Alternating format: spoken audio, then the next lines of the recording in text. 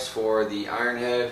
So essentially the last ones I had, they had a crossover. I cut them off a long time ago, as you saw in all the videos prior to this.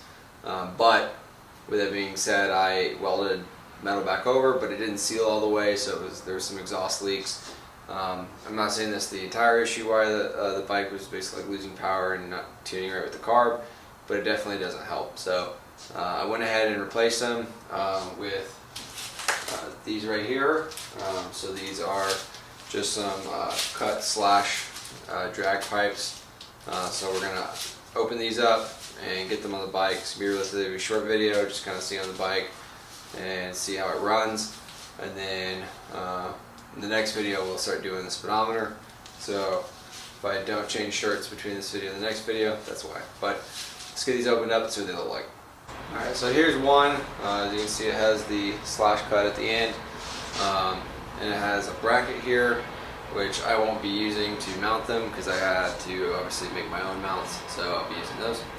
But that being said, I'm gonna start with this one and put it on the bike, and then do the one in the back, because the one in the back pretty much is just gonna fit. There's nothing impeding it. I might actually have to cut them because it might be a little too long. So we'll see. But let's get this front one on the bike, which is the one that might be a little too long. It might interfere with the frame. So see what it looks like. Yeah, look, there's space here. It's not supposed to be space here.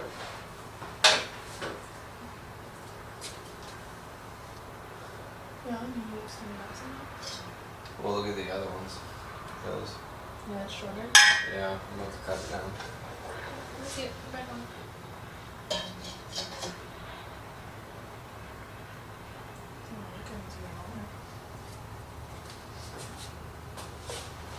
Alright, so the end down here is a little longer than the original stock one, so I'll have to cut that down so that it fits flush and there's no gaps.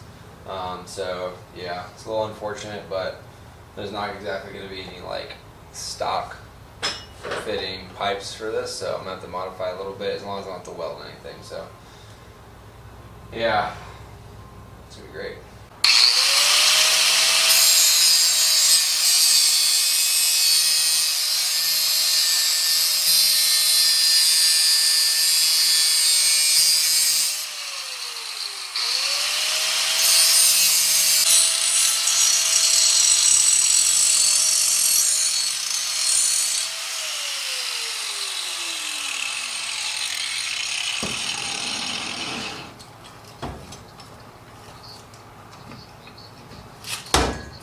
Alright, so I got it on with a lot of effort and difficulty.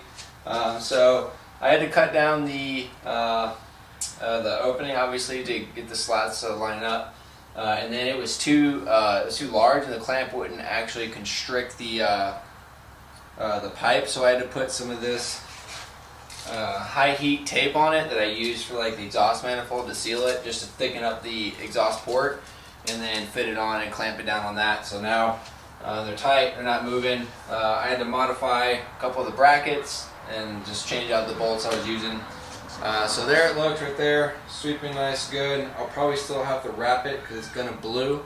But yeah, I've got to start it now and everything like that. So I'll move outside and we'll get it started.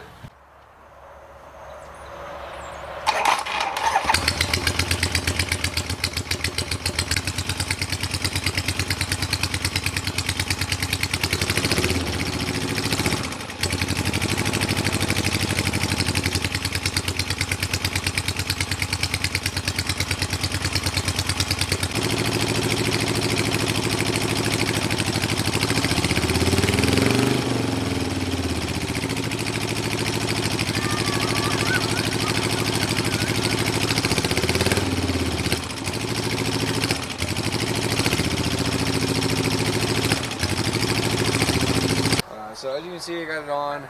It's running again, but for some reason the front head is running hotter than the rear, and it's like 200-300 degrees off. So the front was at 110, the rear was at 380. So like, I'm not really sure what that is. I think it might be it's either going to be an air intake leak or maybe an exhaust leak somewhere around here or here, where I put the tape to kind of like fit it on. So I don't know what it is. But everything was really tight on the exhaust when I did the little wiggle test, so we'll see. But I gotta work on tuning the car because it's obviously off a little bit, but yeah, that's gonna do it for this video. If you like what you see here, you want to see more, please like, comment, subscribe.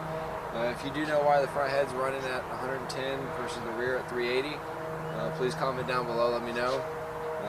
Yeah, so see y'all on the next one.